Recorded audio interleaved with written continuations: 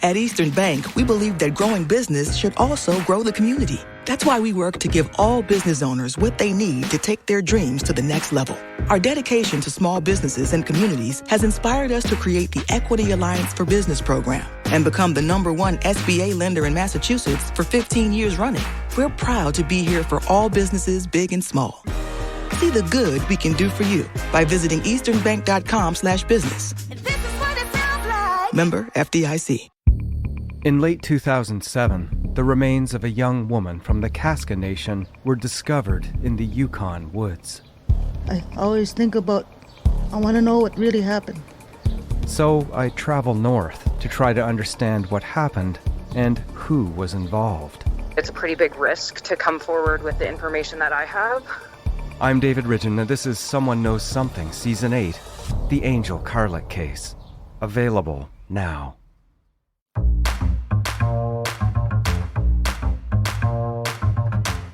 Welcome to Say More from Boston Globe Opinion. I'm Shirley Leung.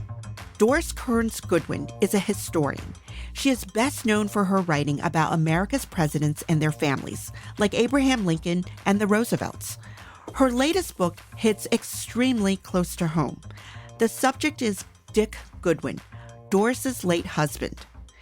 Dick spent much of the 60s in the West Wing writing speeches for Presidents Kennedy and Johnson. He was close friends with Jackie Kennedy, and he was with Robert Kennedy when he was shot and killed in 1968. Memories and letters from that period inspired Dick to write a book, but he passed away in 2018. Doris promised to keep writing. The book is called An Unfinished Love Story, a personal history of the 1960s. Doris, it's great to have you here in our cozy studio. I feel very cozy in your studio. It's great. Thank you. Well, thanks for coming in. So you've spent decades studying the lives of American presidents, right? And I think you call them my guys, right? Yes.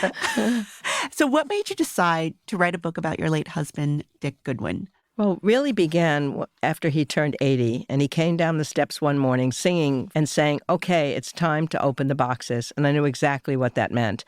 It was now or never, he thought. If I have any wisdom to dispense, I better do now. For 50 years, he had carted around 300 boxes, which really were a time capsule of the 60s, because his career spanned that decade. And he hadn't wanted to open them. I had looked in them early on. I knew that they had great stuff in them. But he said he just wanted to look ahead, not backward, because the 60s had ended so sadly with the assassinations of Martin Luther King and his close friend Bobby, and the riots in the streets and the anti-war violence. But finally, when he turned 80, the time had come. So we made a deal that we would look at them every weekend together and relive the 60s from the beginning to the end, not knowing how it ended up, because there was so much extraordinary progress that was done during that decade. And that's the important thing about history. Barbara Tuchman was a mentor of mine. She said, you can't allow the reader to know that you know the ending of something, because the people lived through it from one year to the next. So we lived chronologically again through the decade. And he just happened to be everywhere you want the guy to be, to have the defining moments of the decade illustrated for people. Right. So these 300 boxes, you've been carting them from home to home, right? And you've peeked in them. He hasn't peeked in them. So was the whole goal to open them up and write a book? Not so much at the beginning. I think he was thinking that he just wanted to understand them again. And then as we got into it, he figured, yes, I think there might be a book to be written. And I was going to help him write the book. It was going to be in his name. But then after he died, I had to figure out what to do. And that was the hardest thing. It took me about a year or so to decide, can I really write this? And if I write it, I have to be writing it as an historian, not simply as Dick's wife. And that I knew meant several more years of research. As it turned out, it was another 5 years, because I wanted to tell the story of the people and the decade as well as my husband's story. So I'm very glad I made that commitment. It was a scary thing at first, but I was able to switch it so that I could do that. 5 years, that's pretty fast for you, right? It is fast for me. No, actually, and the book's not as fat as some of the others, so I feel I'm getting somewhere. So wait, let's rewind a little bit, because the 60s, you had not even met Dick yet. So you actually you were a historian because you were looking back at his life before you had met him. So let's go to where you guys met in Harvard, right? 1972. Correct. Take us back to that moment. Yeah, I was a young assistant professor at Harvard at the time, and I had already worked for Lyndon Johnson and helped him on his memoirs. And I was at the Institute of Politics where my government office was, which was right across from Holyoke Center. It was a yellow house. And we heard that Dick Goodwin was coming. He'd been given an office there by the Kennedys. And we all sort of knew we were nerds. We knew who he was, we heard he was brash and arrogant and brilliant, but interesting. So I was in my office and he suddenly plops in and he sits down on a chair for one of the two teas. And he says, "So you're a graduate student, right?" I said, No, I'm an assistant professor. And I went through all my categories of presumed titles. And he knew all the time. He knew I'd worked for LBJ. And we started talking, and we talked that afternoon. We talked at dinner, and it was a conversation that never ended for the rest of our lives. So let's go back to the primary sources for this book, those boxes there. What did it feel like going through those boxes with him? I think the most emotional part was right at the beginning because I always wondered, he was 12 years older than I was, and I always wondered what he was like as a young man. And he would just teased me off and he said, "I don't know. I was so busy being him. How can I tell you what I was like?" And then we found these 50 letters that he'd written to his best friend, George Como, who became a novelist, and 100 letters and postcards that he'd sent to his parents. And I could see the man that I hadn't known before, the young man. And there was a sense of happiness and cheerfulness in him. He talks about greeting every day with a big smile and eureka and whoopee, excited about every day. And the man I knew, having been through the 60s as he was, had a layer of sadness to him in addition to great joy and great pleasure in life. So I remember one time when I was reading these letters and he was talking with such a sense of wonder about life and how exciting it all was. And I said to him, "My God, I'm falling in love with this guy now," who was much younger. And he said, "Well, I'm glad you like him, but I'm not sure. I envy him." And I didn't know what he meant. I said, "What do you mean? You are him." He said, "Well, not really." He said, "It's not just that I'm much, much older now. I've lost something along the way." So I really connected to that and understood it was like finding something out because I thought maybe he was born with a melancholy temperament. But interestingly and most importantly, emotionally, at the end of this process in those last years, he derived such fulfillment from the feeling that the work he had done, the work the country had done, had really mattered and it hadn't been lost by the war, that he reverted to that cheerful self. Even during the last days of his illness, everybody who knew him said, "Oh my God, he's happier now than he's been." And it was a wonderful thing that somehow when you come to grips with your life and you feel good about the fulfillment of it, I think it really makes you feel good. I just hope that, anybody can feel that way as they're dying in the end. By opening those boxes, what do you think he learned that took away some of that melancholy? I think the most important thing he learned, he had felt during the 60s that the war had ended the whole spirit of the Great Society. And as he went through, and even what Kennedy had tried to do, and the war obviously took a great deal out of our country, but the things that Johnson did and that Dick was part of too were permanent. I mean, voting rights and civil rights. And the 50th anniversaries came of Medicare and Medicaid, NPR and PBS and immigration reform. And he realized it was all around us, that it was still there, and that he had made a difference. And I think all of us have that desire to somehow leave something behind. And I think he felt that sense of fulfillment. So that was one of the great surprises of going through the boxes. The title of your book is called An Unfinished Love Story.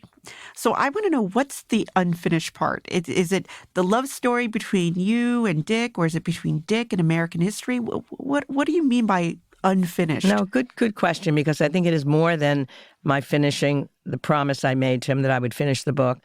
It was more than that. It's the unfinished story of America.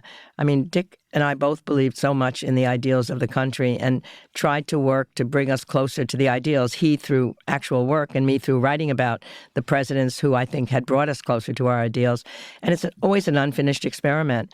And it's like a relay race. You go forward and then you go backwards, then you go forward and backwards.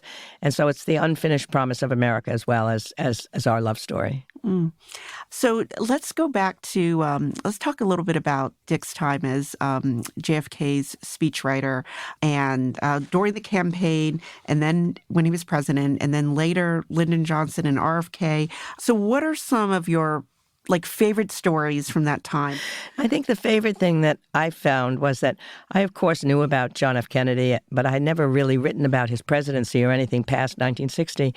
And I realized that he was a person who really grew during this time as a candidate. I loved knowing that he was not an easy speaker at first. One of the Globe reporters, Bob Healy, said that he talked like a student who couldn't wait to get off the set and get back to his own chair. He was talking so fast. But the great thing was he would then ask the reporters, how did I do? Where did I lose them? Where did I gain them? And he learned how to acknowledge when he wasn't doing well. And I liked that in him. Obviously, after the Bay of Pigs, the same thing happened. He took total responsibility for the failure of the Bay of Pigs. And then, as he said, his polls went up. He said, the more I screw up, the more popular I am. But that's an important trait in leadership. So I felt like I learned through Dick and through these papers and through the letters and the diaries, et cetera, how he grew as a person. I got more respect even for JFK because I was always in the LBJ camp and we would argue about it. So that was part of it. I think the other thing I loved was that first day of the inaugural parade when Dick is watching the parade. It's so cold. Nobody can wear a coat because JFK is not wearing a coat.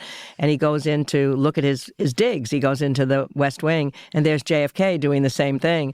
And JFK says to him, did you see the Coast Guard contingent? And Dick could not remember one contingent from the other. He just couldn't wait till it was over. And then JFK said, there wasn't a black face among them. I want you to do something about it. And just that sense of, he jumped up almost to his office to try and figure out, where is the Coast Guard? Turns out it was in the Treasury, and calls the guy, and they integrate the Coast Guard. But more importantly, it becomes a symbolic integration of a lot of federal government offices, which had terrible numbers. I mean, one of the things when I think about JFK, who's, still a big figure here in Boston, was he really a mythical figure? Was there really a mystique about him? Was there, or is it because he died young, right? But your book, I don't know if this came through your reporting on the book, but there's scenes of, JFK on the campaign trail giving a campaign speech, right? Was it Ashland? Is it Ashland, Wisconsin? Yes, it is. And then you followed up with 50 years later with the people who were in the crowd. And he truly inspired them. I mean, he changed the course of their lives. Can you talk? I mean, were you struck by that? Absolutely struck by it. I mean, he goes to Ashland during the campaign, and then he promises to come back.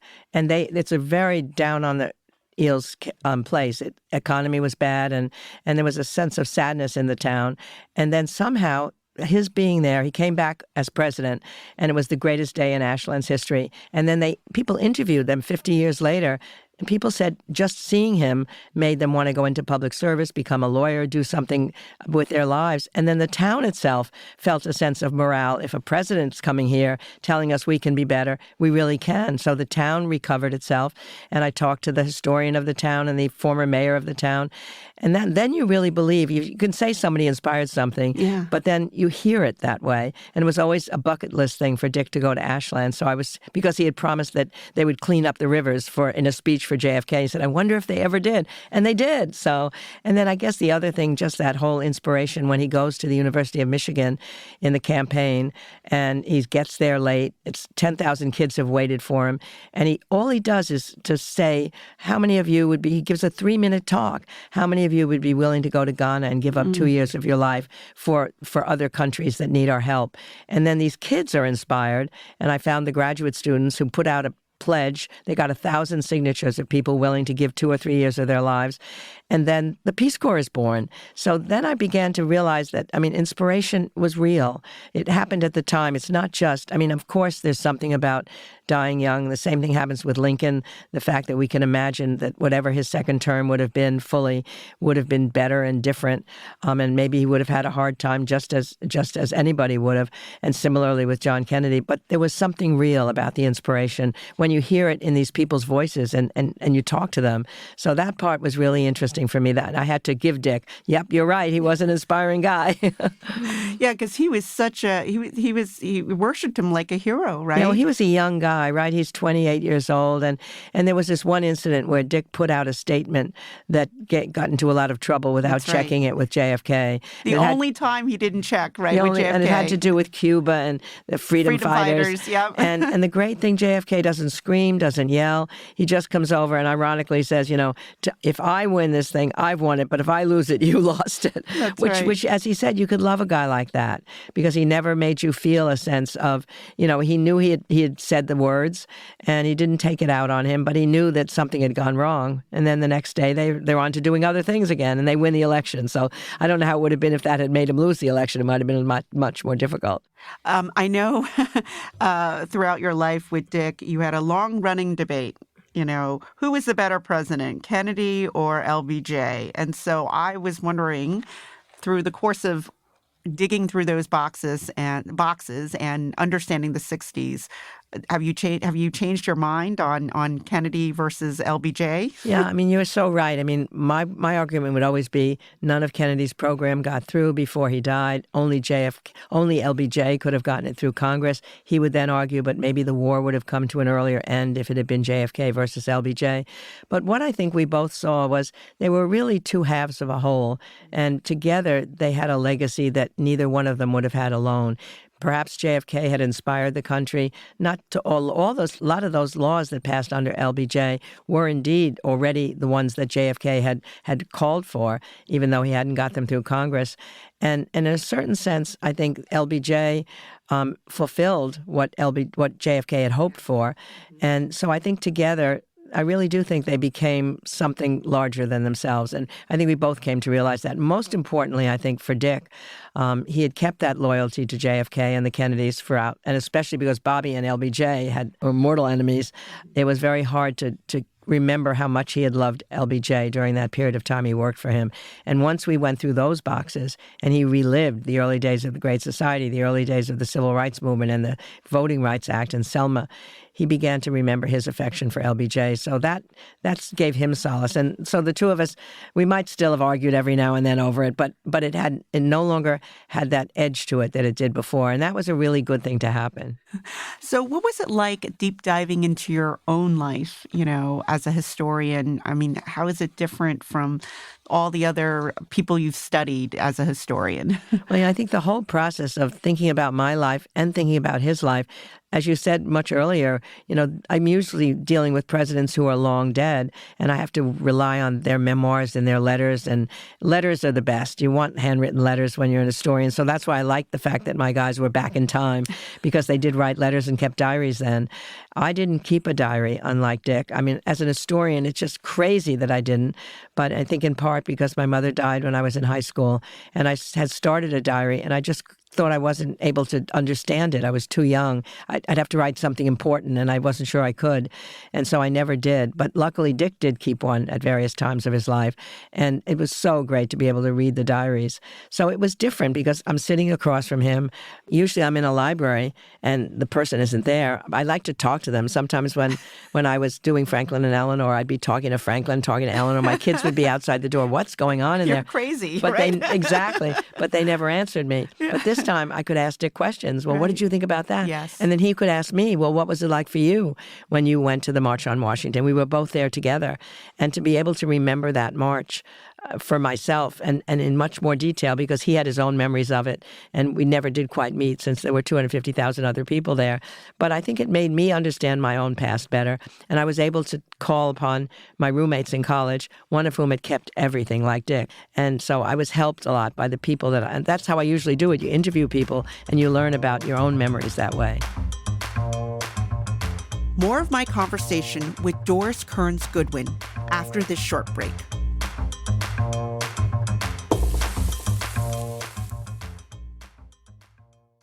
Across New England, commercial businesses of all sizes rely on Eastern Bank. We help clients grow by being able to answer their larger loan needs and by offering innovative solutions, smart decision-making, and one-on-one relationships. From franchise financing to community development and asset-based lending, our knowledgeable and experienced commercial team deeply understands your business and the communities you serve. See how we can help you meet your business goals at easternbank.com/commercial. This is what it sounds like. Member FDIC. So by 2017, Dick is ailing.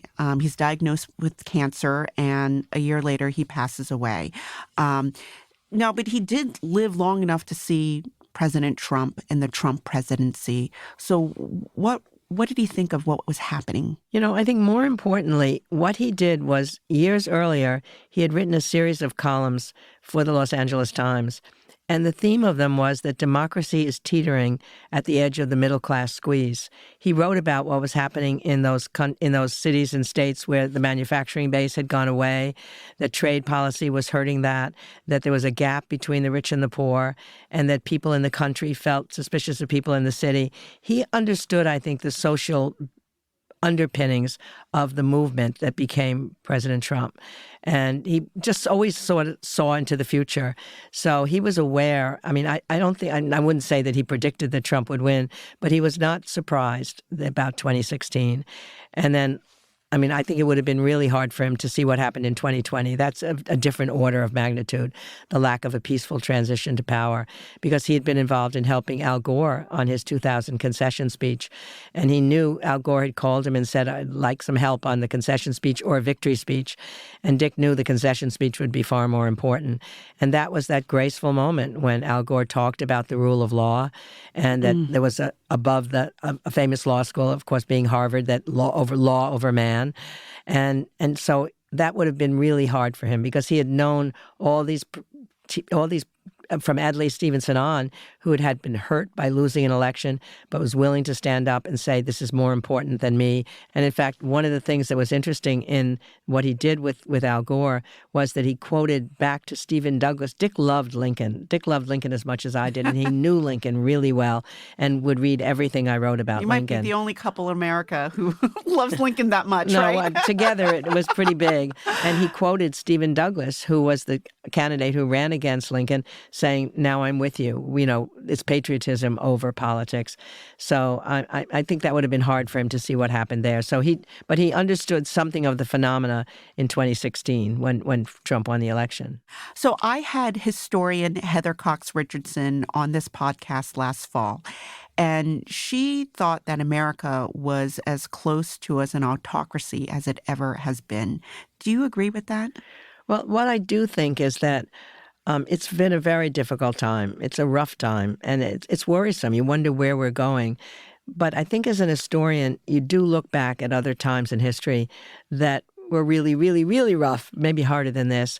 What is true, I think democracy is a fragile thing, and it is at risk today, as it has been before. The interesting thing is that Lincoln said in 1861, when he got into office, that the central argument that really had to be made was if the South, who lost the election, the Democratic South, could decide to secede from the Union simply because they lost the election, then democracy would be an absurdity. When I think about the beginning, back to Dick's book, isn't this the reason why Dick wanted to write this book, to go through the 60s? Because he was talking about how he'd lived for 80 years and there've been a lot of ups and downs in our democracy. And he wanted to show that this is what America, it's always been like this, right? You're so right. What he was talking about was just that if you looked at his life, if you looked back one Goodwin, then you could see Pearl Harbor 10 years out. If you looked back another one, you'd see in 1850s, the Fugitive Slave Act being fought in Massachusetts. And before that, the farmers to create the revolution. So it's a very small, short history of our country. And he argued that he's seen all those, he saw the Depression, he saw World War II. These other people would have seen the Civil War. And he ended up saying this was one of the last things he wrote before he decided to do the boxes. And he wrote that America's not as fragile as we think, as it seems. America's not as fragile as it seems. So I think he had that optimism that if you could look back and see the strength that we had going through these much more difficult times before, it would give you the strength to do it now. Yeah, in this weird way, I've talked to, I'm talking to you now, I've talked to Heather, I talked to Drew Faust, who's at Harvard and a Civil War historian, former Harvard president. And the through line is all of you have this kind of looked at the long arc of history. And yes, it seems dark now, but we've been here before. And almost, we're going to have good times, we're going to have bad times, but it's almost the message that I'm hearing is that the worst thing is to be passive and to think that something is happening to this country and that you can't do anything about it, right? And it's like you have to fight, whatever side you're on, you kind of have to fight for democracy or fight for what America is, right? I mean, absolutely right. I mean, every change that's happened in our country in a positive way has come from the ground up. Lincoln was called a liberator, and he said, "Don't call me a liberator." It was the anti-slavery movement and the Union soldiers that did it all. There was a progressive movement in the cities and states before Teddy Roosevelt is able to get laws passed to soften the worst blows of the industrial order. And then there's the civil rights movement, there's the gay rights movement, the women's movement. It always comes from the ground up. If people feel they can't do anything about it, then we really are in trouble. The worst thing is for people to stand by, see something bad happening, and feel that they're helpless. And that feeling is a contagious feeling. And that's why I think Dick always cared about young people. He believed in them. I mean, I think when he saw what happened in Ferguson and he saw that there was a response on the part of the young people and Black Lives Matter was being formed, that gave him hope that there was hope in this generation and the future, that they'd be fighting for what had to happen to the inner cities and to the economic structure of the country. I mean, he believed strongly that the next phase, as did LBJ, after civil rights, was economic possibility. Yeah. So it's another election year. It's, again, Trump and Biden. What do you think of this moment we're in? Yeah, I'm not sure I fully understand it. I think it's going to take a long time to really analyze what this period is and what we've gone through. And I think probably COVID has done more to our country's sense of lack of unity than we realized at the time. It could have been one of those generating crises I thought that was going to bring the country together, but instead it divided us further. And it's going to take, some decades, I think, to understand that. I mean, it's changed the workplace. We want to get back to things so quickly as if it's already not there anymore. But that, on top of all the dysfunction and the technology changes. I mean, in some ways, I think this period reminds me of the turn of the 20th century, because that was a time when you had a gap between the rich and the poor. The Industrial Revolution had shaken up the economy. Yeah. There was a lot of immigration coming in, and there was a nativist spirit. There were people in the country who felt all those people in the city were scandalous and sinful. Right. Yeah. So there was a real divide in that country, and there were anarchist bombings in the streets. There was a right-wing conservatism, and somehow the progressive movement, which was in the middle, was able to capture the country. And that's what I think many of us are hoping for, that something can capture these two sides and make them work together. What do you hope people get out of this book? I mean, I hope they feel that there's something positive about working together and believing and trusting in each other to make changes that move towards social justice. And I'd also love the idea that it's a story. The book is a series of stories. And I'd like to think that people who are in the 60s or remember the 60s, who are getting older, can tell those stories to their grandchildren, and maybe it will reignite the memories that they have from this period of time which they lived through.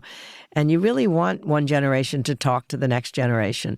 And maybe if they felt the same way that I did, that it was an extraordinary decade where people felt they could make a difference and you felt you were part of something larger than yourselves, if they can communicate that to the younger generation, because it's going to be up to them right now to not be sitting on the sidelines, but be going out, making sure they can vote, making sure that they can fight for the values that they care about.